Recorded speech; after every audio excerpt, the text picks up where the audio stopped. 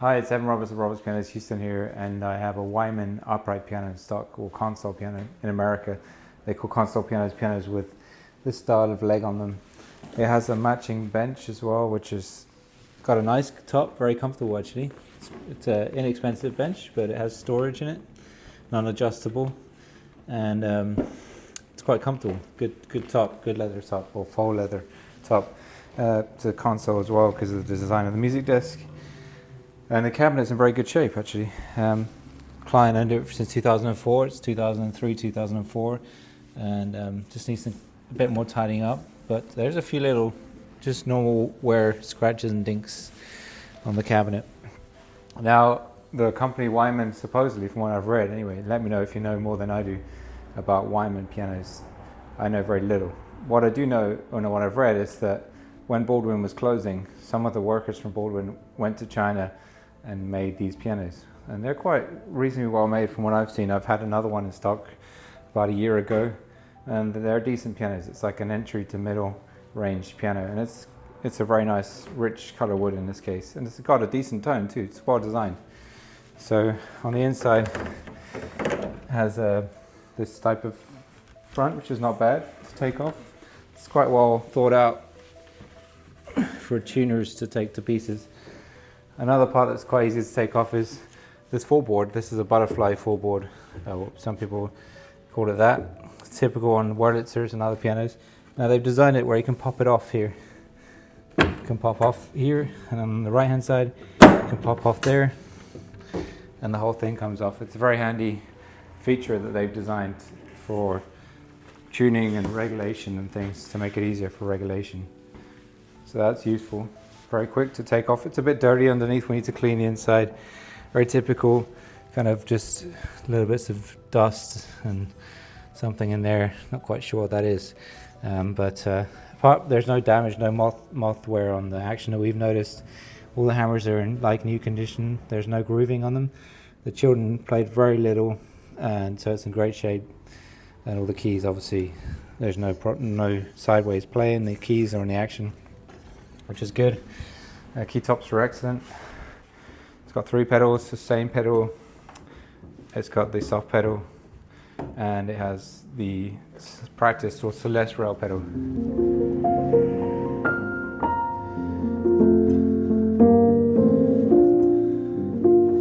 So that's for practicing late at night. And it has, if I take it off, it's quite a pleasant tone really it's a mid-range,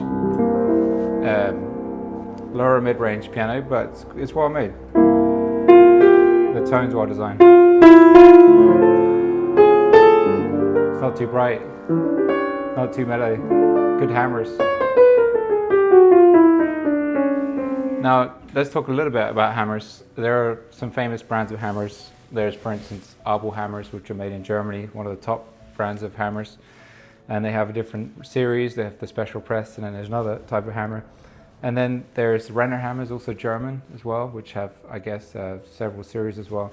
And then factories sometimes make their own hammers. So Baldwin, I believe, made their own hammers. Yamaha, I believe, make their own hammers. Kawai.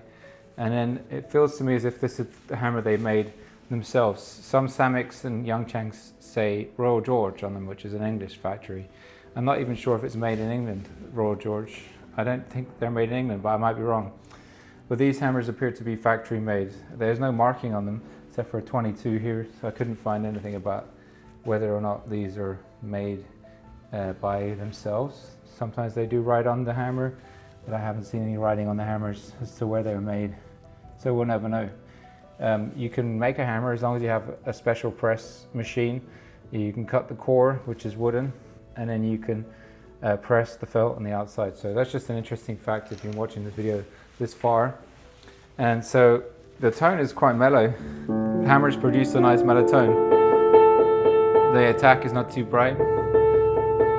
Creates enough sustain. It's got a good felt.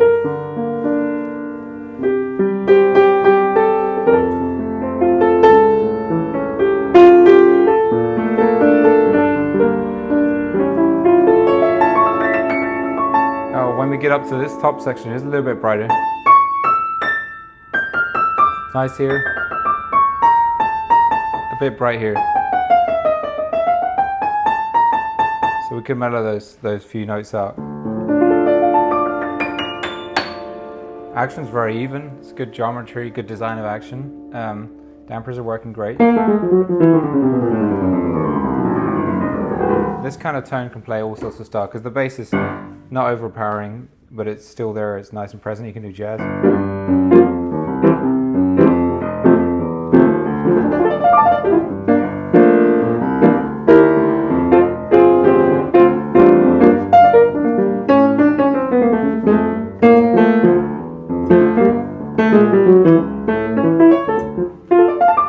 That's about as far as my jazz goes, and you can play classical.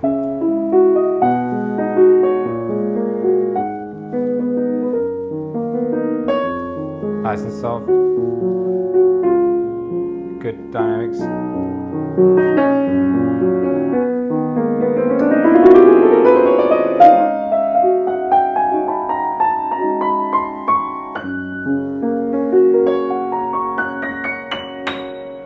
Very nice, very pleasant. Dampers are working well. Just needs us to take the keys off, vacuum inside, do some check of the regulation, which is pretty close to where it should be, the back check. I don't think we need to regulate the piano. It's like a new piano. Maybe just check it through for any anomalies or strange things. Celeste rails there. It's decent piano made in China. Good beginner / entry / advanced pianist could play on this, no problem. If you're a really advanced pianist, you're going to need a grand piano, so this won't cut it for you anyway. But if you're learning and you're starting out, it's an excellent piano for that. It's a really nice tone for the price and everything. It's on the website. You can visit us at robertspianoshouston.com. My name's Evan. I'd love to show this piano in person. Thanks for watching. Bye-bye.